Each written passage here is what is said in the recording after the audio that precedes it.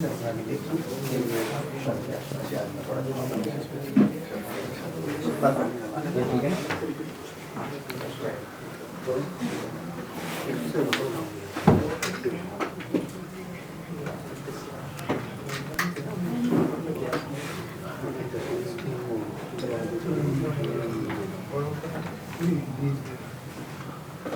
Set हो गया भाई? हाँ बिल्कुल सेट है। कैमरा डन है, इससे स्टार्ट कीजिए। स्टार्ट। तो सभी को नमस्कार।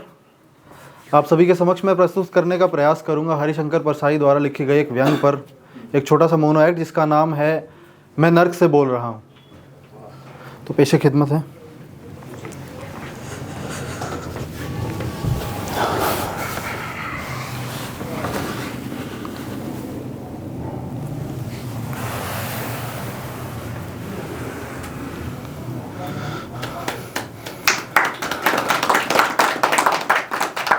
पत्थर पूजने वालों,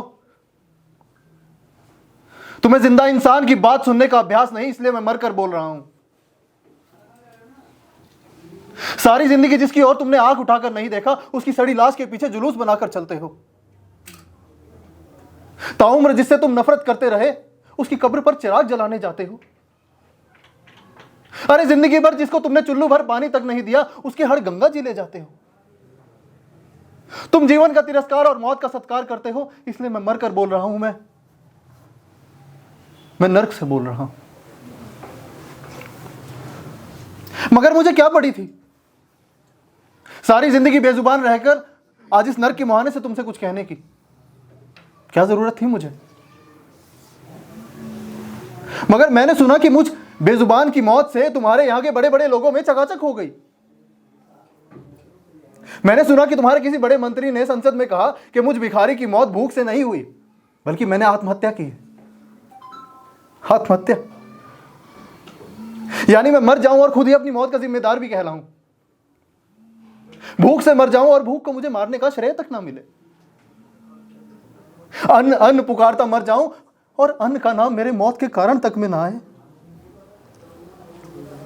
खैर, मैं ये भी बर्दाश्त कर लेता।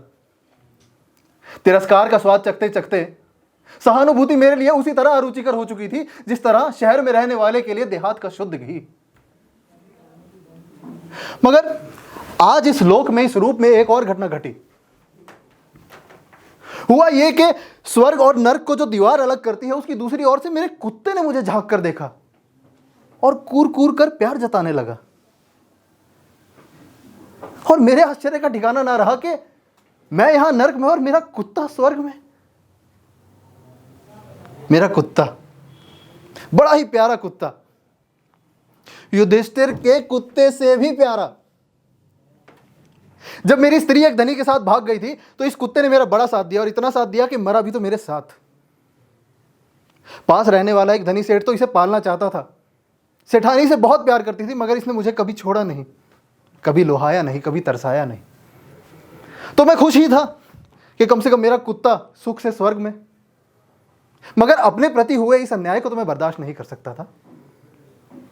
और भाई, ये तुम्हारा पृथ्वी लोक तो है नहीं जहां फरियाद ना सुनी जाती हो, जहां उल्टा फरियादी को ही दंड दिया जाता हो, जहां लाल फीते के कारण कहीं आग लगने पर 3 साल बाद उसे बुझाने का ऑर्डर दिया जाता हो।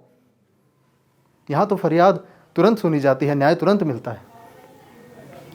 तो इसी उम्मीद में मैं भागकर भगवान के पास गया और कहा, हे भगवान, पृथ्वी लोक पर अन्याय सहने के बाद मैं इस उम्मीद में यहां आया था कि कम से कम यहां तो मुझे न्याय मिलेगा, लेकिन ये क्या?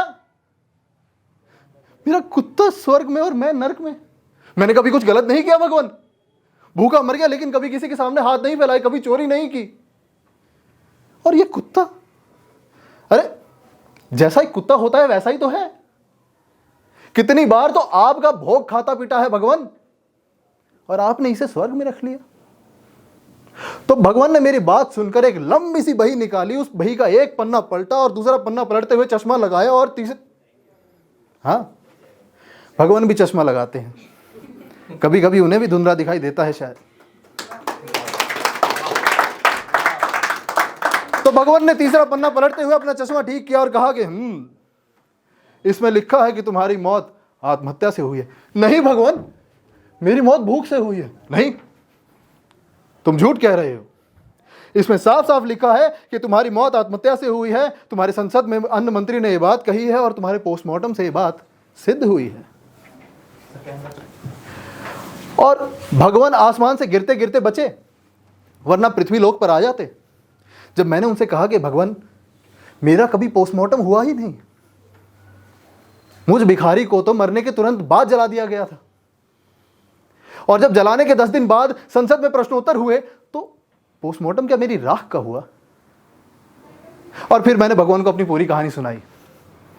लो आप भी सुनो, क्योंकि आप नहीं जानते कि यहां आने से पहले यह भिखारी कहां था, कैसे जिया, किसके साथ जिया, कैसे मरा।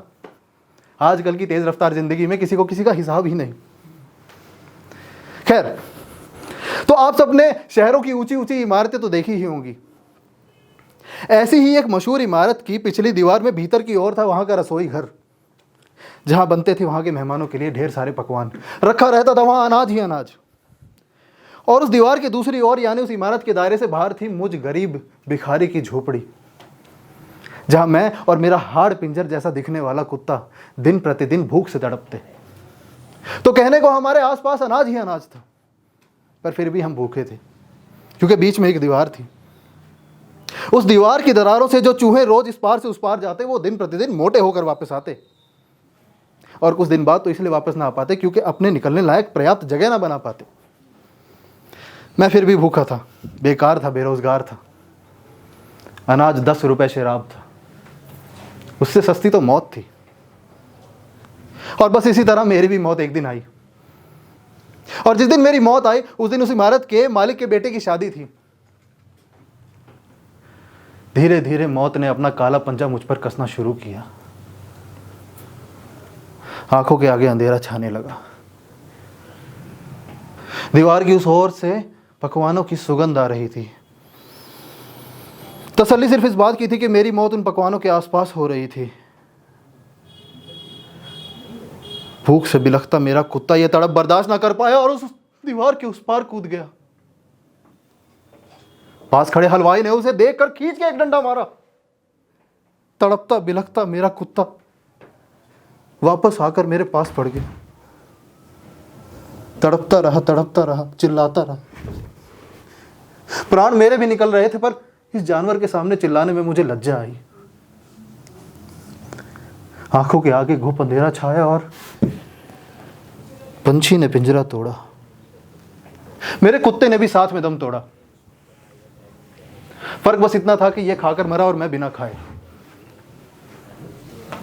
दीवार की उस ओर बारात शुरू हुई और यहां सरकारी चंडालों ने मेरी लाश को पटक कर एक बोरे में लपेटा। सरकार ने हम भिखारियों के भोजन का इंतजाम तो नहीं किया था, पर सड़क पर पड़ी लाशों को ठिकाने लगाने के इंतजाम पुख्ता थे। सड़क की दूसरी ओर बारात जा रही थी, मंगल गीत गाया जा रहा था, और सड़क के उस पार मेरी सरकारी अर्थी, जिसके पीछे रोने वाला एक न था। वहां बारात पहुंची, आसमान में गोले छूट रहे थे, और यहां मेरी चिता में अपर्याप्त लकड़ियों के कारण मेरी हड्डियां चटचटा रही थी। चटचटाती रही। और जब मैं यहां नर्क में भेज दिया गया तो मुझे यह जगह कुछ ज्यादा अनजान न लगी,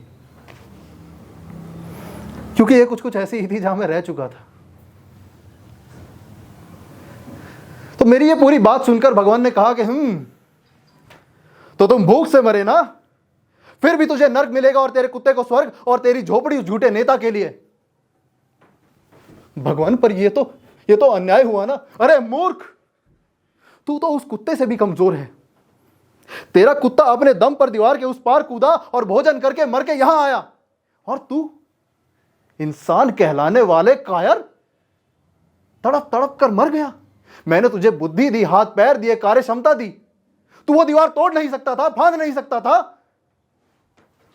प्रभु, पर यह तो पाप होता ना। अरे पाप पुण्य के झमेले में पड़ने वाले बेवकूफ, वो दीवार क्या मैंने बनाई है? ये तमाम दीवारें सर है जो तुम इंसानों ने बनाई है। अरे तू जैसे कायर निकम्मे को नर्क नहीं तो क्या इंद्रासन मिलेगा? अपनी विकट परिस्थितियों से डर कर अपने स्वाभिमान का स्वयं गला घोटने वाले, याद रख, तेरी विफलता और तेरी मौत असल में एक आत्महत्या ही है।